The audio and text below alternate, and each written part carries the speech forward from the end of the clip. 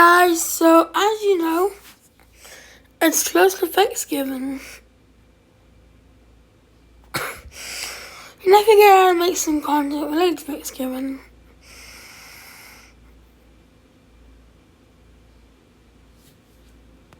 Then, let's just search up Thanksgiving.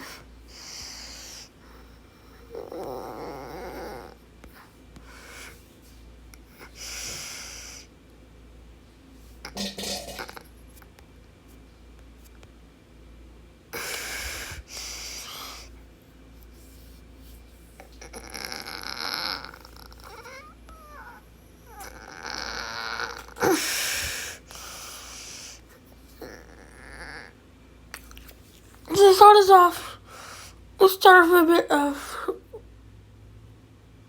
history. David Maria Grasso Granium. I think I did how to pronounce his name. I can also questions is how to pronounce it. I just can answer questions that anyways. Do you think we're a good team? Of course. Favorite this assignment. I will split you up. The sooner everyone sees we can be great partners, the better. We are the dream team. Sorry, Paul. Disney's Zootopia 2, rated PG. Thanksgiving is one of the top holidays in the U.S., known for a trademark feast full of amazing foods, and traditionally headed up by a big turkey. But when and why did turkeys become the main course on Thanksgiving? Let's find out on today's episode of Local Question. There is historical evidence of a feast shared between the Pilgrims and the Wampanoag people in 1621, an event which has come to be known as the First Thanksgiving. But it wasn't the kind of Thanksgiving feast we might imagine today. There was no mashed potatoes, stuffing, or sweet pies for dessert. And maybe most shocking of all, there might not have been any turkey either. Turkeys were native to the area and a common source of food at the time, but we know the Wampanoag brought deer and the Pilgrims brought wild fowl, which could have been turkey, but may have been duck, goose, or a swan. And the poultry options weren't the only thing different about the first Thanksgiving menu. Seafood was aplenty and probably on the menu. Mussels, oysters, lobsters, bass, and clams were all over the New England shores, as were fruits and vegetables like onions, peas, cabbage, blueberries, gooseberries, raspberries, grapes, plums, and raw cranberries. Not exactly the massive feast we think of today. In fact, the Pilgrims hadn't even built themselves an oven for baking, so there were no baked goods of any kind. And not only was the menu quite different, but the event itself wasn't as big of a deal at the time as we make it out to be today. For the Pilgrims, large autumn harvest feasts were nothing new. Europeans had been holding harvest festivals since the ancient times, so holding a special day of Thanksgiving was pretty common for the New England colonists. So, when did Thanksgiving go from a run-of-the-mill celebration to a major modern American holiday known mostly for a big turkey feast? Well, no one can say exactly when the turkey officially became the main course on the Thanksgiving menu, but many point to a writer and activist named Sarah Josepha Hale. She's considered by many to be the person most responsible for making Thanksgiving a national holiday in the U.S. and for making the turkey a mainstay of the menu. Why turkey as opposed to other wild fowl? Well, by the early 1800s, turkey had become a staple food to serve for feasts. They were super common, super easy to hunt, and big enough to feed a full family. In 1846, Hale began to publicly push to make Thanksgiving an official national holiday. It would take her 17 years of lobbying 5 different presidents before Abraham Lincoln was finally convinced. He supported her push and was established Thanksgiving as an American national holiday in 1863. This was a pretty big deal. At the time, there were only two national holidays in the U.S. Washington's birthday and Independence Day. As Thanksgiving became an organized holiday, a mythology started to form around it. Suddenly, the Pilgrim's Feast with the Wampanoag was known as the first Thanksgiving and treated like a monumental event. Over time, the connection between pilgrims, turkeys, and Thanksgiving became so intertwined that it's hard to imagine one without the other. So, this Thanksgiving, enjoy a plate full of whatever Thanksgiving foods you like the best. And be glad our bounty is a bit more impressive than the first time around.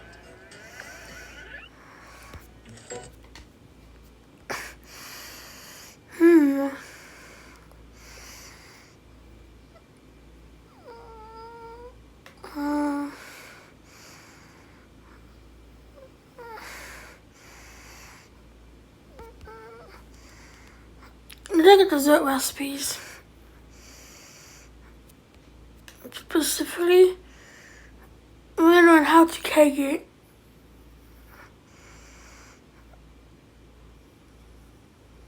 What you want to do is save hundreds when Liberty Mutual customizes your car insurance. That's great, but Self-enjoy. Today, I'm gonna make a fall harvest cake cootery board. Holidays are coming, and to me, this is the perfect. It's just like a sweet buffet, and everyone can indulge and take as little or as much as they want. How fall harvesty do I look? Do I look like I was harvested from an orchard? I actually prepped everything I need for this board yesterday, and I'm gonna take you back in a journey of time. I decided that I want to make some ginger snaps for the charcuterie board. It's one of my favorite flavors. Ask anyone, I drink ginger shots every single day that I make myself. So let's make ginger snaps. I'm gonna put the recipe in the description below, but the first thing you need to do is mix your dry ingredients. So we have flour, top like a host, baking soda, ground ginger, and then salt. So you just whisk it all together. Yeah, so you could just call them ginger. Ginger. I like this. Is there like a horror film called Ginger Snap? Is there a movie called Ginger Snap? Yeah, Shuji's like, there isn't, because I would have watched it, so the answer is no. So now what we can do is start to make the batter. I have unsalted butter, granulated sugar, vanilla, and molasses. So we only have a little bit of molasses left. You should have seen what I did to get that in the bottle. So we're gonna put the butter in the bowl, sugar, vanilla, molasses. Look at this stuff, look at it. I'm going to just crack my egg so it's ready to go. Okay, and now I'm going to cream the butter, sugar, molasses, and vanilla. So now I'm going to add the one egg. The egg.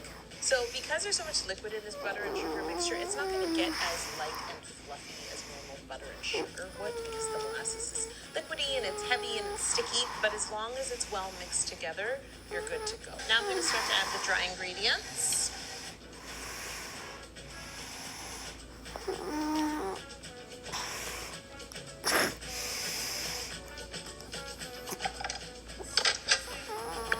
Get out of here, stand mixer.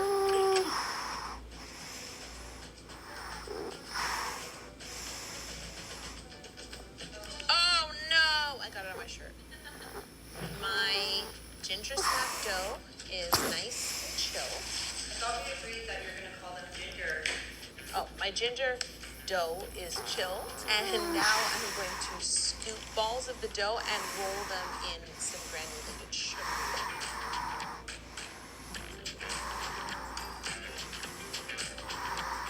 This is why it's important to chill the dough. If you remember, before I chilled it, the dough was a lot softer, so you'd never be able to portion it just neatly and then roll it in the sugar.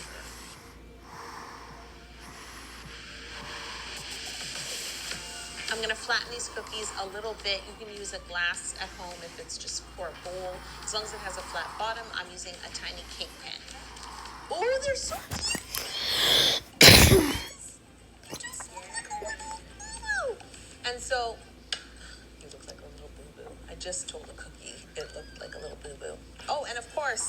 sample cookies, very important. I'm doing an air flattening right now.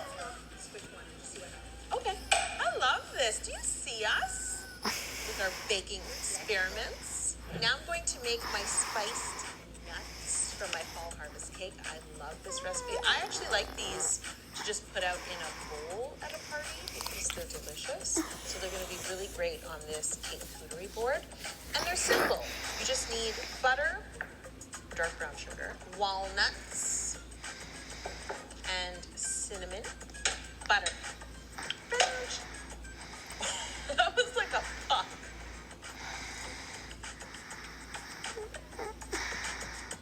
Okay, so see it? See it frothing? So now we're going to add our walnuts. Wait a minute, did you measure the walnuts? No? I know, but I just realized. There's too many walnuts. How many walnuts are in? So I put like 3 times the amount of walnuts. Yes, because they're not coated. Okay, listen. So I'm just doing it again. I'm adding more butter, more brown sugar pucks. I pulled the nuts out, but they're gonna go back in, sizzling. Now there's gonna be cinnamon in the air. Okay. Spicy. But you know what I'm saying? You could just have these at home as a snack. You don't need to put them on a cake or a charcuterie. Well, yes. Here we go. Baking for 10 minutes. So for my fall harvest cake cootery, I also want to So I have a square, 8-inch square carrot cake in this pan. I'm not going to be able to resist eating the scraps. Okay, so I'm going to simple syrup this, but just lightly. Okay, so now I'm going to ice the top of this cake with some maple caramel buttercream.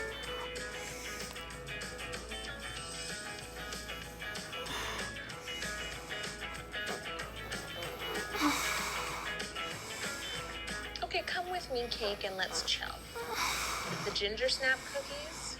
What I've decided is I'm going to turn 2 dozen of them into a dozen little cookie sandwiches and sandwich them with maple caramel buttercream. And I'm gonna dip or half dip the remaining dozen ginger snaps into some gingerbread compound chocolate. So they'll both be but in different ways. Variety. That's what cake cootery. You think you're fine after a car accident until this happens. Most people. No. Words are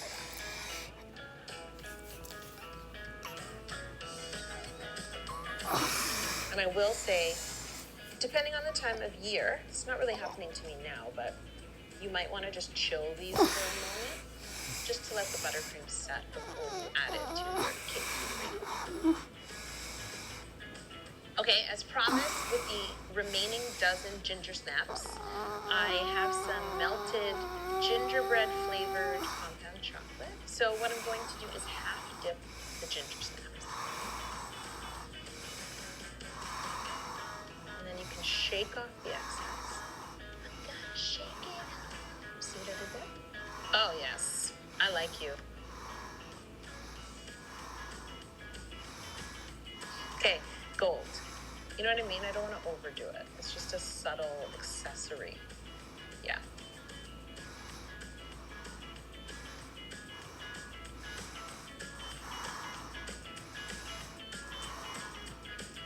Okay, let's go. Let's go set. Okay, I'm going to cut this cake into little cake squares.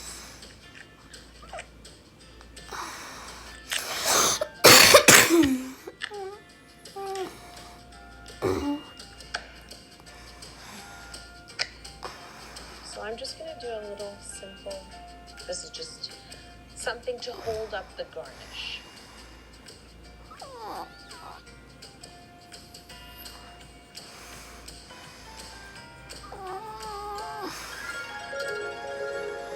Okay, today's the day. Final element that I'm adding to my fall harvest cake cootery board is sauteed ginger peaches.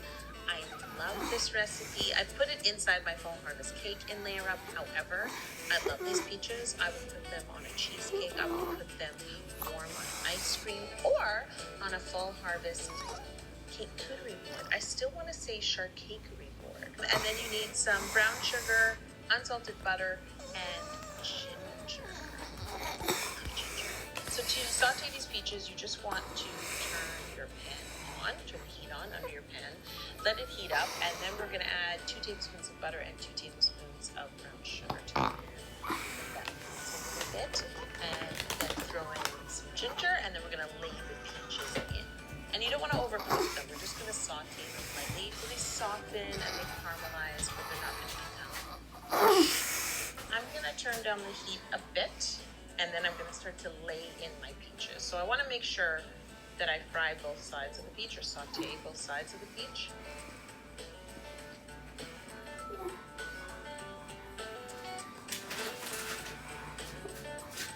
You want to be careful with the heat because there's a lot of sugar in here, and sugar obviously can burn. This is what I miss cooking on gas. So when you turn down the heat, it goes down immediately. With a burner, you need to be careful.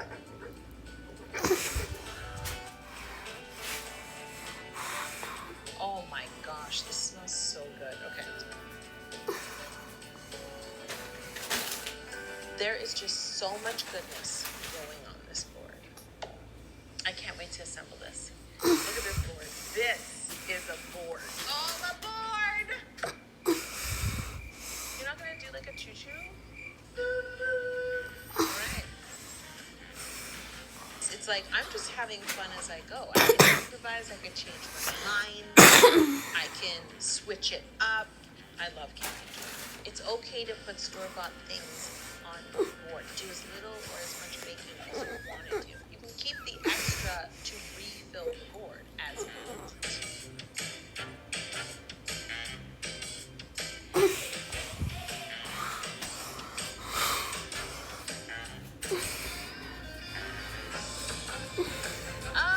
It's time.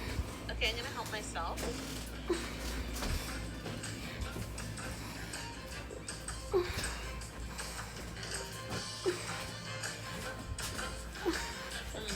Okay guys, thanks for joining me.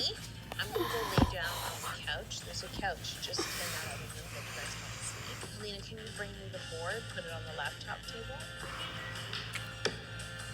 This is the life, guys. This is the life, and I'll see you next week.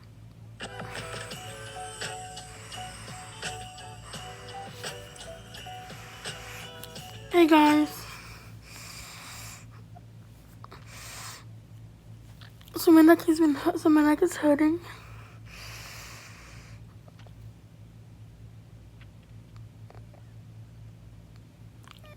So what I'm gonna do is I'm gonna end the video. Peace.